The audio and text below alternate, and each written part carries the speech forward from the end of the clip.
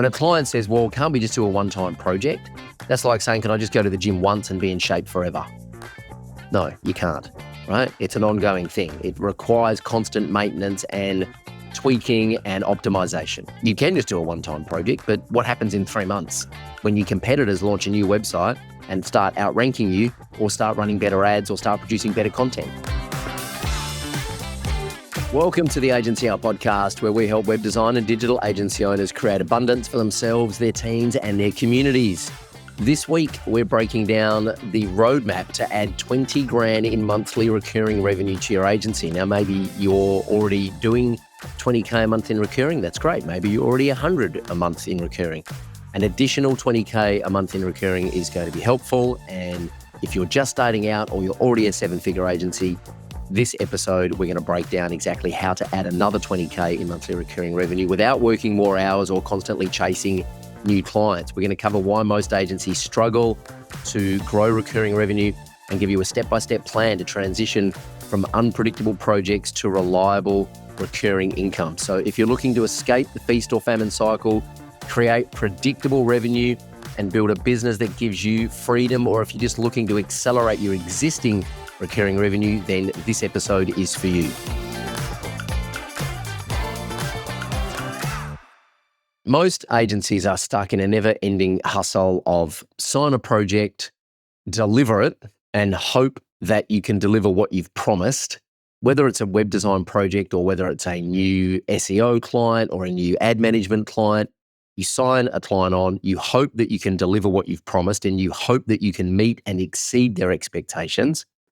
And then you panic because there's nothing lined up in the pipeline and you have to go and find another client. So we're just going to fix that, right? And if you are in the business of selling SEO and paid ads on a retainer, there's something in this episode for you too. And I'm hopefully going to shift your thinking away from retainers. And I'm going to tell you why you shouldn't be selling retainers or ad management fees or SEO for $1,000 a month. So here's the thing. If you're still relying on one-off projects, your business is very vulnerable, right? And as I said, if you're SEO or a paid ad business and you're selling retainers, your business is very vulnerable. And I'll talk about that in a moment. The solution is obviously more monthly recurring revenue and contracted monthly recurring revenue, but most agencies get this completely wrong.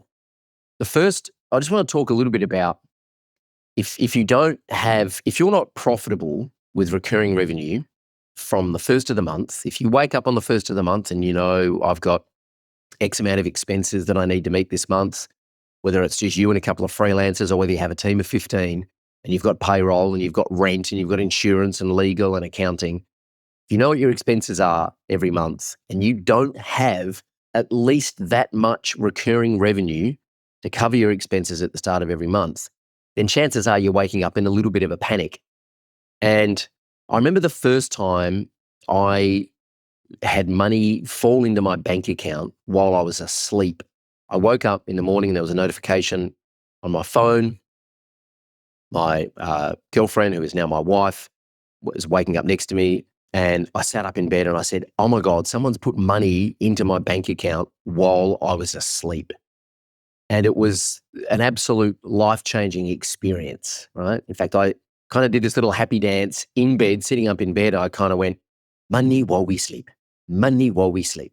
And it was the first time I'd experienced it. And what I realized is that there was so much leverage in that business model. There are so many things I didn't have to do to get that money. I didn't have to create an invoice. I didn't have to send the invoice. I didn't have to ring the client and remind them because I had their payment details on file. They had signed up. They had put their payment details in on the other side of the world. The money went into my bank account, and the money went into my bank account every month from that client. Now, that was a WordPress plugin that we were selling at the time. But the reason I tell you that story is because if you don't have revenue, money, other people's money automatically being deposited into your bank account, then that's the first thing I want you to fix, right? There's so much waste in the traditional business model of doing work for a client, sending them an invoice and then chasing them to get paid, right? There's so much waste in that. You can actually offer your clients the same service at a cheaper price if they're just paying you on an automatic subscription, because you don't need to raise an invoice. your payment processor like Stripe will just do that automatically. You set it up once and schedule it. You don't need to chase them for money because Stripe is just going to charge their credit card every month and put that money into your bank account. And so therefore, you can pass on those admin savings to your client, right? So I just want to kind of set the scene for you that if you've never experienced that, get your head around and just imagine what it will be like when other people's money automatically gets deposited into your bank account without you thinking about it, right? It's just on autopilot. All right, now I want to look at some of the common reasons that agencies struggle to grow their recurring revenue and where they get it wrong. First is agencies, I believe, get stuck in this feast or famine cycle and this is particularly for agencies that do project work. So I'm talking here about branding agencies, web design, web development agencies, even, conversion rate optimization agencies might take on a project for 4 months and then that project might expire, right? Content agencies might do a content sprint for 4 months and then it expires. Even ad management companies who are on, and SEO companies who are on retainers, which I'll talk about in a moment, the life expectancy of one of those clients is about 6 months, right? That's the average global life expectancy, lifetime expectancy of a SEO or ad management client is about 6 months, which is terrible. We'll talk a little bit more about how to fix that. So the project kind of feast or famine cycle, as I said, means that you start every month at zero, you're chasing new business instead of compounding revenue, and you're spending so much time trying to find new leads, trying to have more conversations, trying to sell more projects that you don't actually have the mental bandwidth all the time to take a minute, step back, and think about how I can package up what I do into an ongoing recurring revenue business model. So just being stuck in that feast or famine cycle is the first trap that I see most agencies fall into. And the second is retainers, right? Retainers, the problem with retainers, whether you're doing, care plans for websites, whether you're doing ad management or SEO, or whether you're a design agency and you're on a retainer and you're selling hours per month, the problem with retainers is that it's effectively time for money and you're constantly having to justify why your hourly rate is X amount. We're $150 an hour, you buy 10 hours a month, it's $1,500 a month. Well, hang on, why are you $150 an hour where I can get it cheaper over here? Okay. And the problem with retainers, we had an agency that we worked with in Mavericks Club last year who's still with us. They've been with us for about 3 or 4 years now, but last year they went through this challenge with one of their clients where they were selling retainers and the client was just giving their team all this work. And the agency owner was looking at this from a strategic point of view and saying, why are they giving this work to my team? There's all this technical debt that the client's now building into the business. They're using different platforms for different microsites and landing pages. And so she went to the client and said, look, I think what you're missing here is the strategy. I think what you're missing here is a technical strategist to help you figure this stuff out before you give my team the work. And if we get that right, you'll actually get more efficiency and more productivity out of my team because you'll be giving them the right work rather than just throwing stuff at them and then having to try and fix it because the client didn't have a technical strategist in-house. So the client didn't have the skills to make those decisions before just farming out the work to the block of hours that they'd bought from the agency's team, right? And so if your retainer isn't helping your clients actually grow and achieve their goals, then you're selling the wrong thing. The other, as I've kind of hinted, the problem with retainers is that you're selling time instead of outcomes, right? And so if your retainer pricing is based on hours, you're just an extension of their team. You're another employee as far as the client's concerned, just an employee that they don't want to hire. They don't want the responsibility of hiring another employee and they don't want the risk of hiring another employee. So they just hire you instead. You're not really a growth partner. You're just an extension of their team. And so the shift from hourly to value-based pricing is something that I think we should all understand.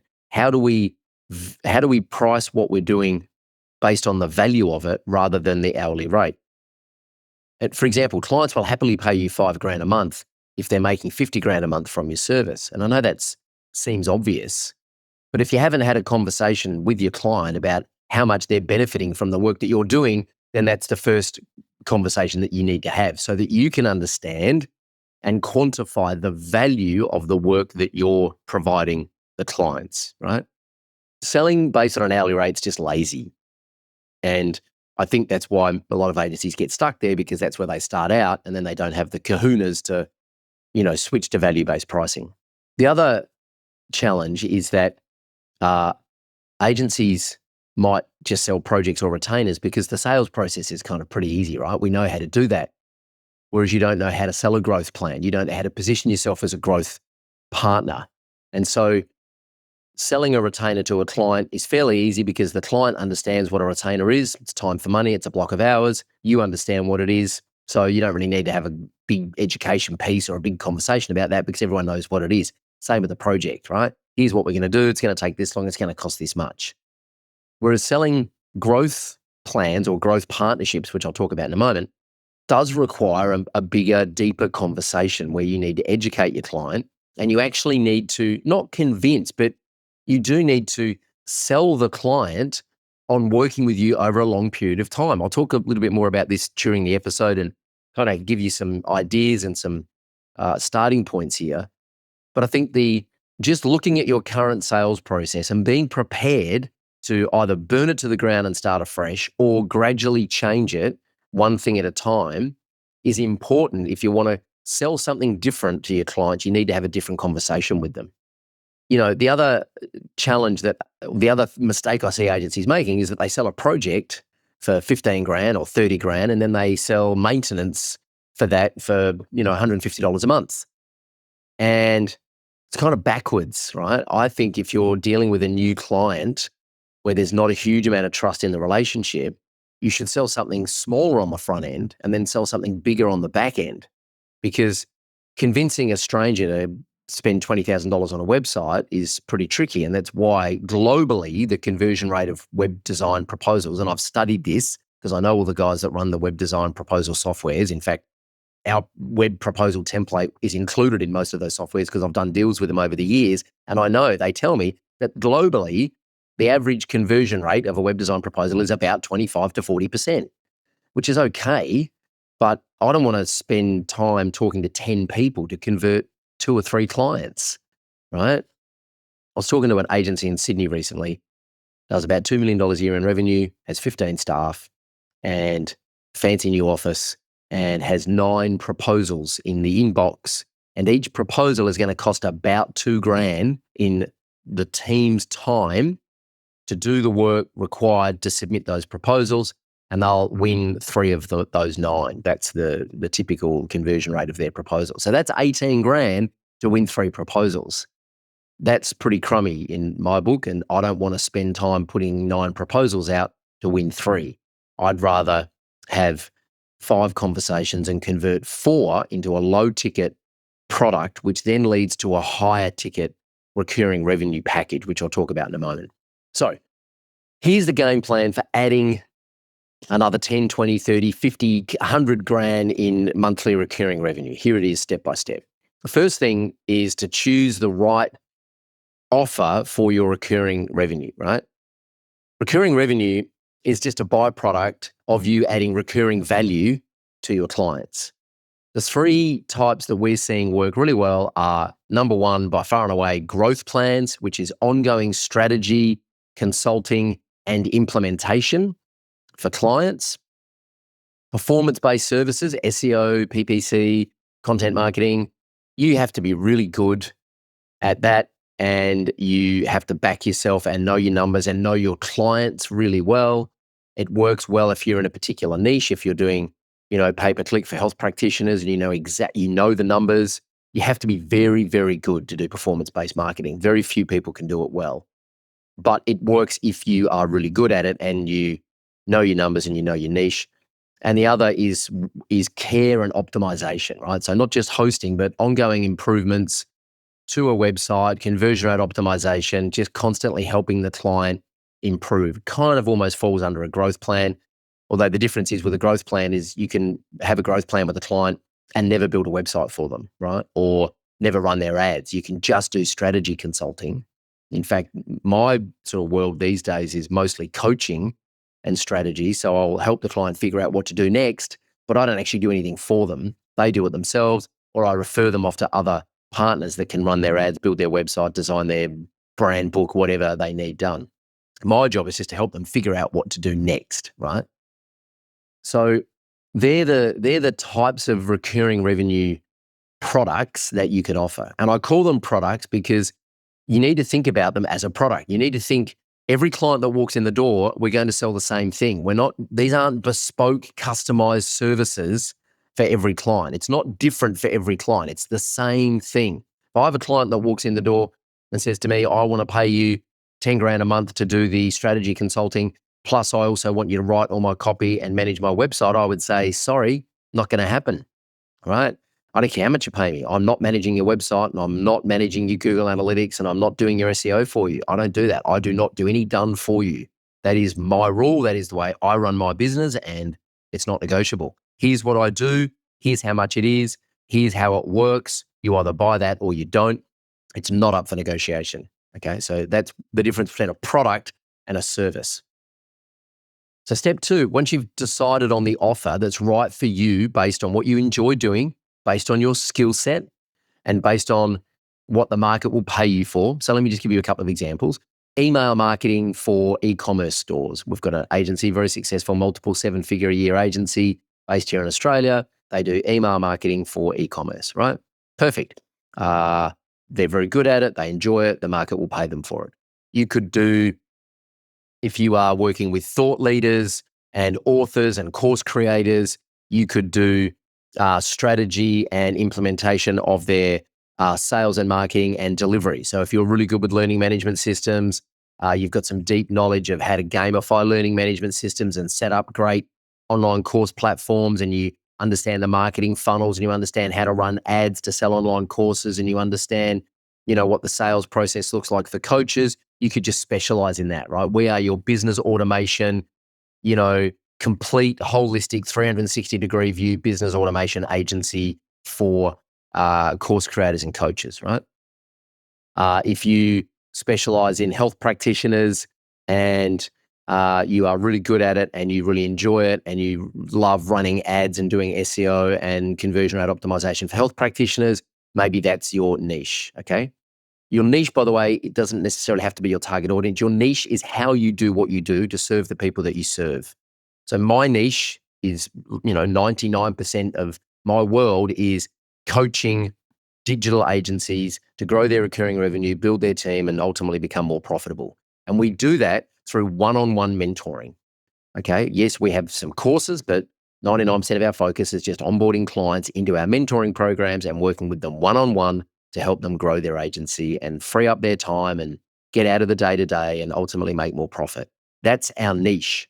Now, yes, our target audience is also digital agencies, but your target audience is not your niche, okay? Don't get confused by thinking, well, everyone's saying niche down. Does that mean I just have to serve accountants? No, you could just serve growth-minded entrepreneurs or purpose-driven entrepreneurs or female entrepreneurs. They could be across a whole bunch of different industries. So your target audience and your niche are two separate things. I think we've written blog posts and made podcast episodes about this in the past. So just search through our platforms and our content. There are blog posts and materials that we've put together that clearly define the difference between your target audience and your niche. And we've got a great program called the Godfather Method, which clearly defines that. So I just don't want you to get hung up on thinking that you have to go after a particular vertical, like accountants or financial planners or, doctors. That's not the case.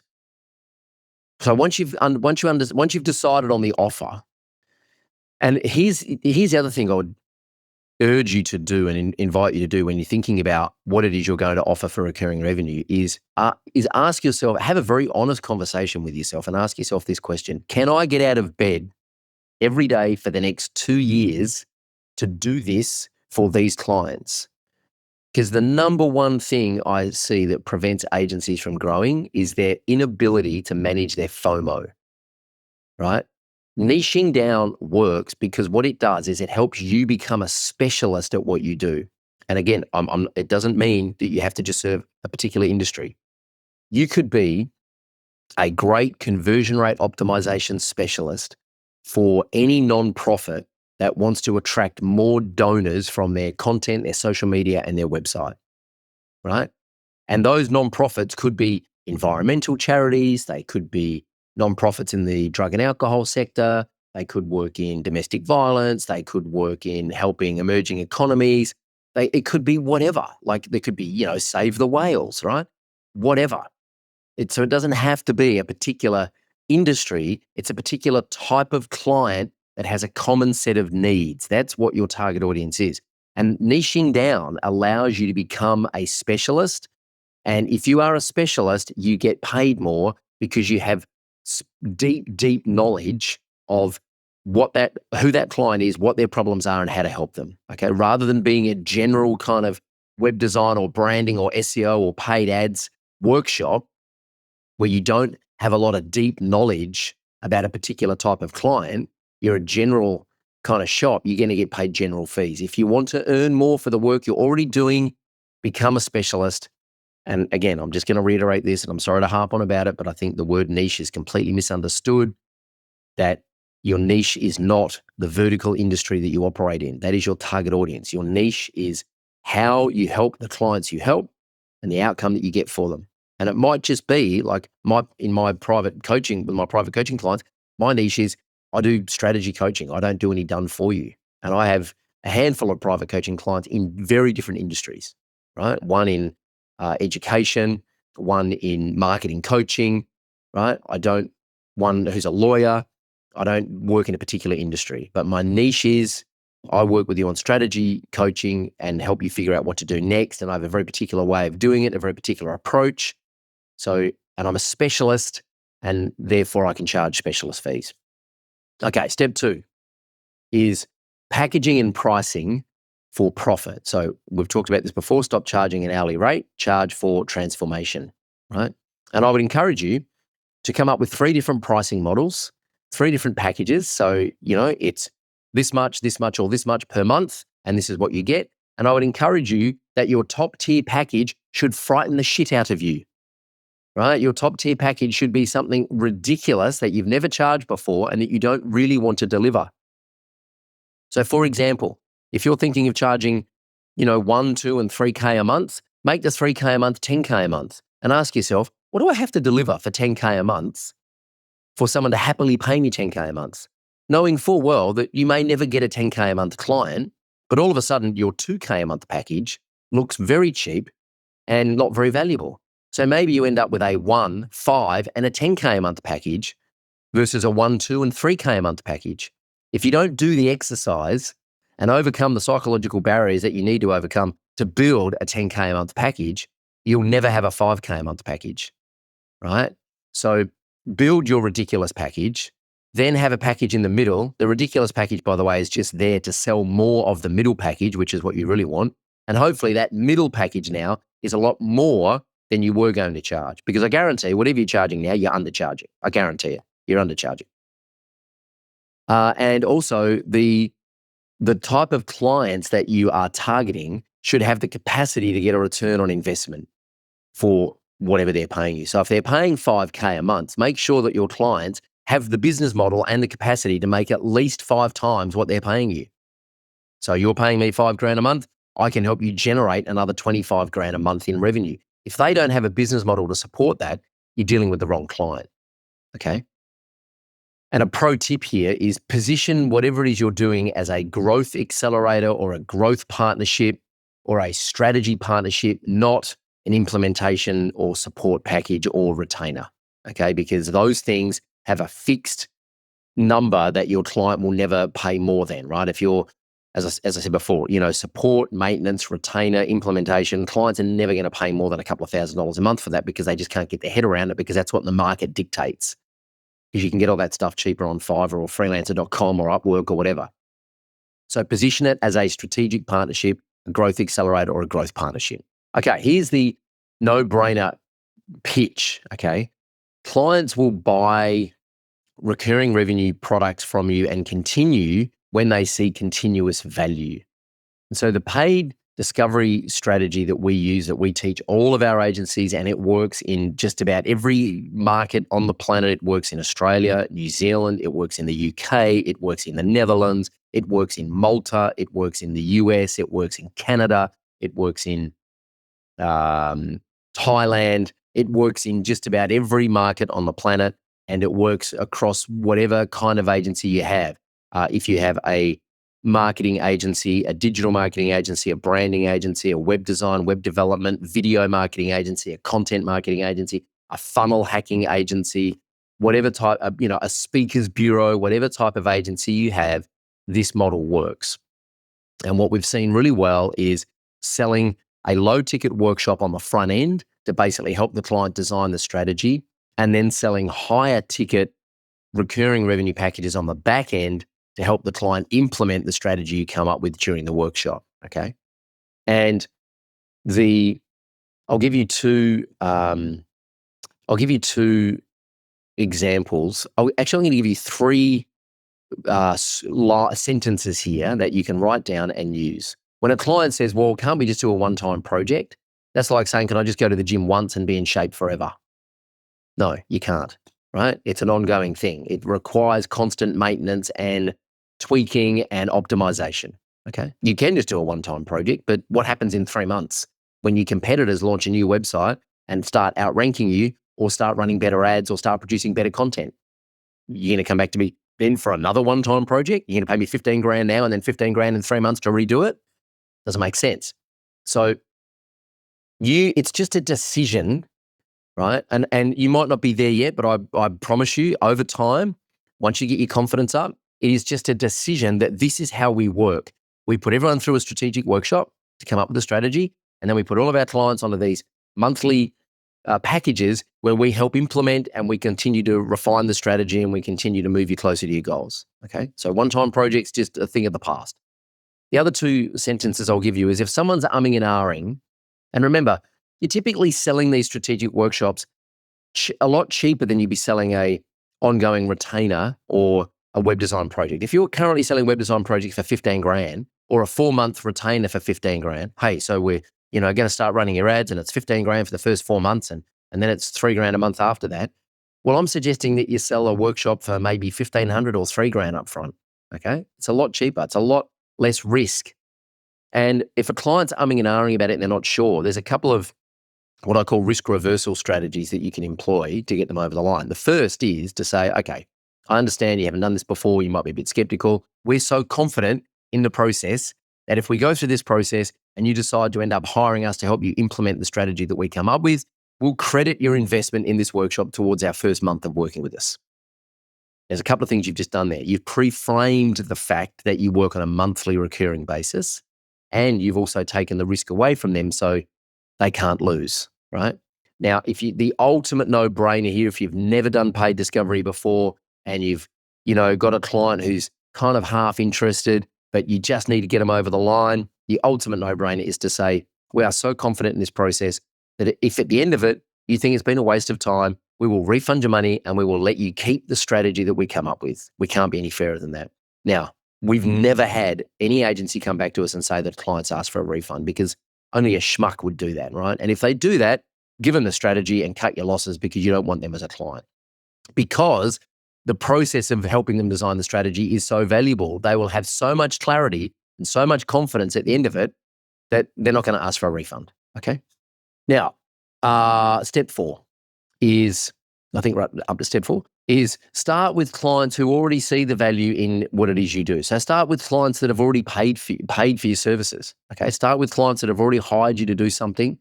And I would start with the top clients that you have, your top 20% clients that have spent the most with you over the time that you've been in business, and go to them and approach them to put together a strategy workshop and get them onto a growth plan. Okay.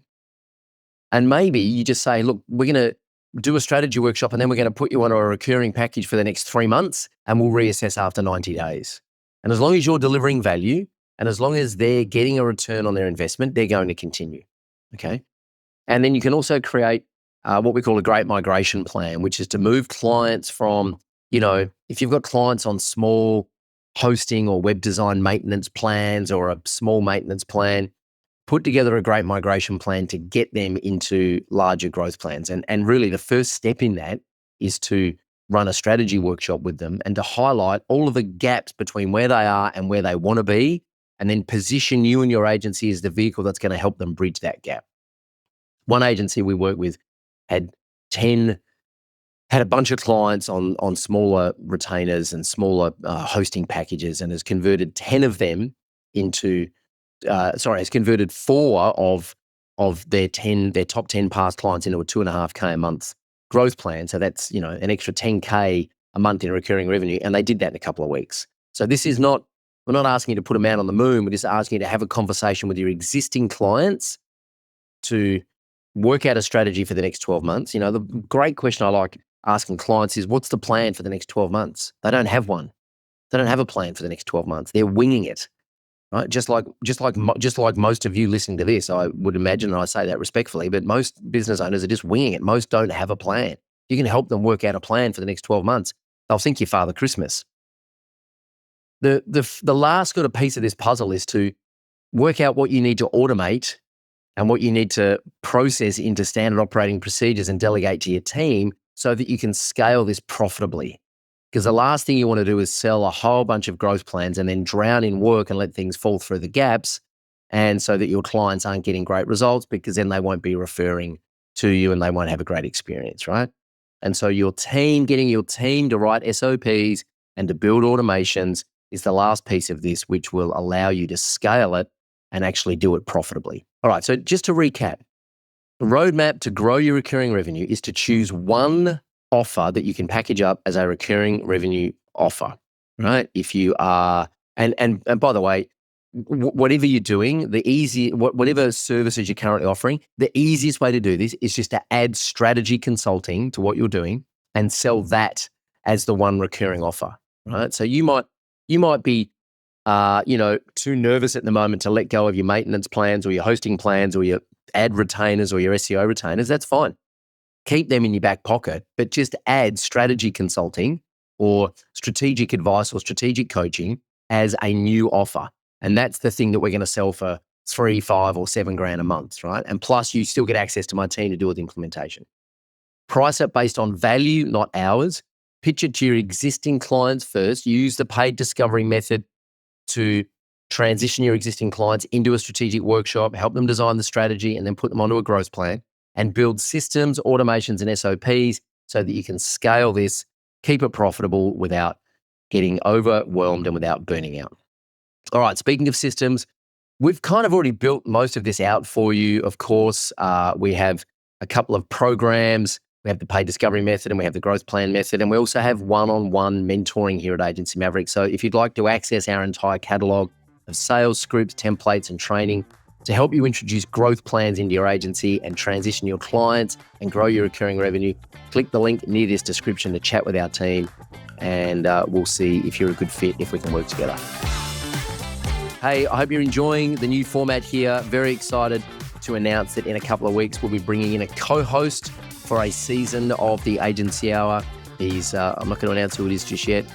He's very well loved and very familiar here at Agency Mavericks, and he'll be joining us, I think, in a couple of weeks' time for a season of the Agency Hour. So we're very excited about that. Hey, I'm Troy Dean. And remember, people used to answer the phone by saying ahoy instead of hello. I'm Troy Dean. Let's get to work.